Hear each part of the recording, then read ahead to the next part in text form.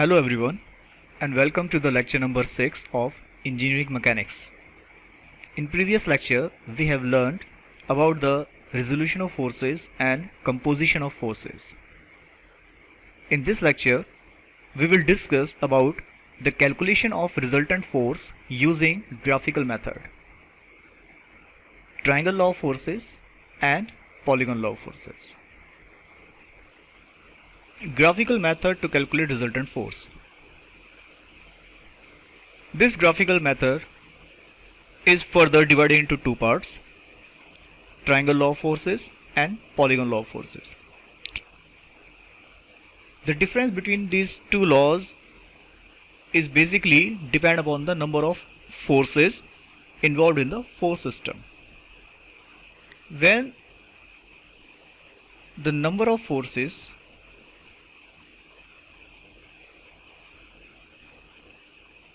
is 2, then we will use the triangle of forces. But when the number of forces is greater than 2, which can be 3, 4, 5, 6 and so on, then we will use polygon law of forces. So this is the basic difference between these two laws. Now the next thing, that how to calculate.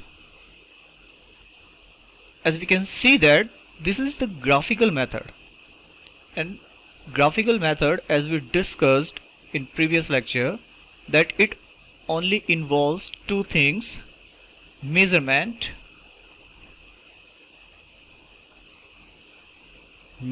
of line and angle.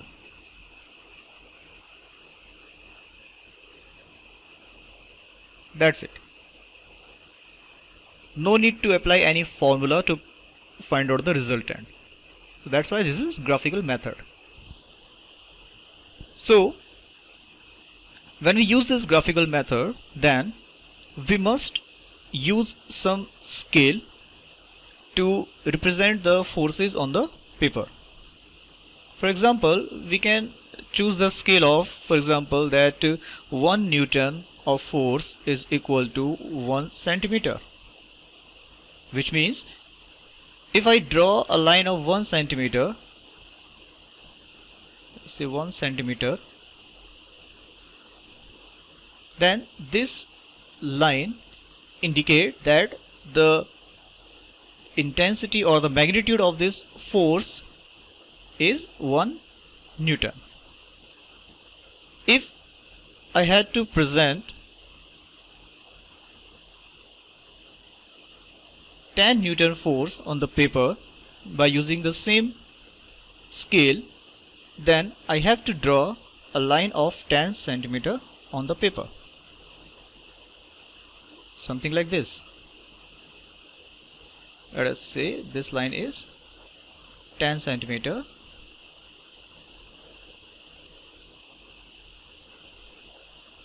and this line representing a force of 10 Newton.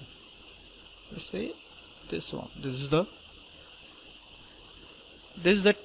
tail of the force, and this is the head of the force, which indicates a 10 Newton force in this direction. So by using this method, or by scaling the force by a proper scale, we can represent the force on the paper, and after drawing these forces on paper by taking the appropriate length and the appropriate angle between the forces, we can easily find out the resultant of the forces. Now let's see what these two laws are about and how can we use these laws to calculate the resultant of the forces. So the first is triangle law of forces. So it states that if two forces acting at a point are represented in magnitude and direction by the two adjacent sides of a triangle taken in order, then the closing side of the triangle taken in reversed order represents the resultant of the forces in magnitude and direction. So in this statement there is a term taken in order. So let's discuss first that what is this taken in order. This taken in order means that where one force ends, the second force must start from the tip of the previous force. For example, if this is a force, this is ends here, then the second force must be start from this point only, and so on. So this is called taken in order, where the first force ends, the second force will start from that point.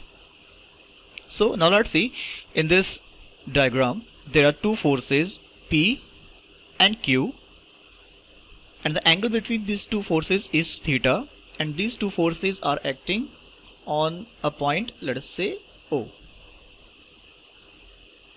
So this is a force system acting on a point O, and we have to find out the resultant of this force system.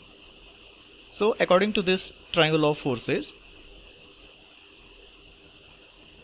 these two forces can be represented by the adjacent sides of a triangle, as we can see in this figure. The force P represented by the line OA, and the force Q represented by the line AB, taken in order. You can see that P force ends here and B force start from this point. So this is taken in order. Now the closing side, we have only these two forces. This is OA and AB. Now the closing side, that is OB, will give us the resultant of this force. So how can we measure it now? Let us say the force P is of 5 Newton, for example. So I have to draw OA, the length of 5 centimeter. I am taking here the scale of 1 Newton is equal to 1 centimeter. So I have drawn a line of 5 centimeter which represents a force of 5 Newton. Similarly, let us say the force Q is 3 Newton, for example. So I have taken this length of Q is equal to 3 centimeter, which represents that the magnitude of force Q is 3 Newton, taking an angle theta. Now the closing side OA, I have to measure it by using a ruler.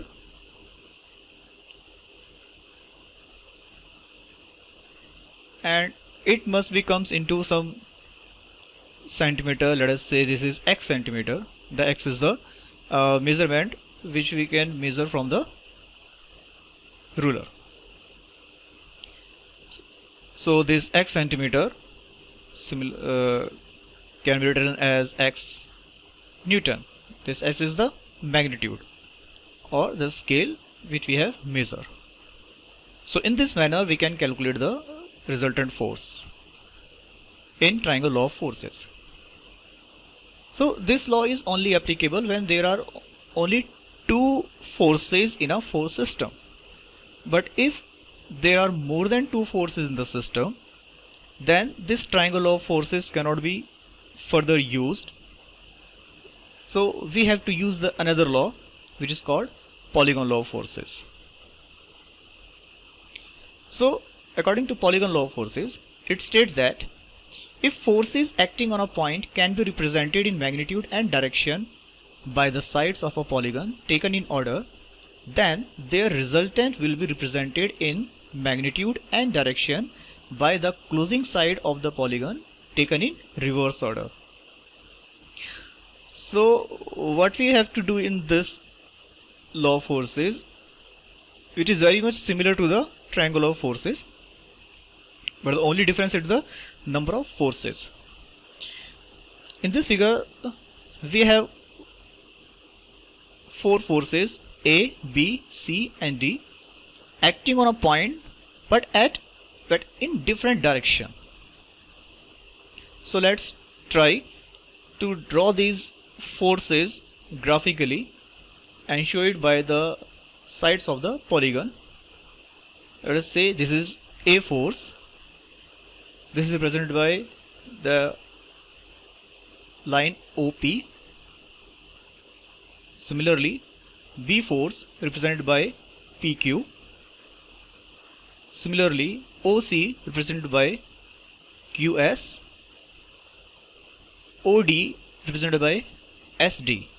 So all four forces A, B, C and D are now represented by a polygon, and now the closing side of this polygon, that is OT, this will be given the resultant. This will be the resultant of this force system taken in reverse order. So these all forces are in order from O to P, then P to Q, then Q to S, then S to T. But the resultant of this force system is taken in order as OT, not TO. So this will be the resultant to this particular force system. So from this again you can measure this distance by using a ruler and convert it to the appropriate scale which we have used to draw these lines, and we can also calculate the angle here. Let us say theta or alpha, what may be the angle. We can also measure the angle and we can tell that the magnitude and direction of the resultant. So that's now for today's lecture. Happy learning.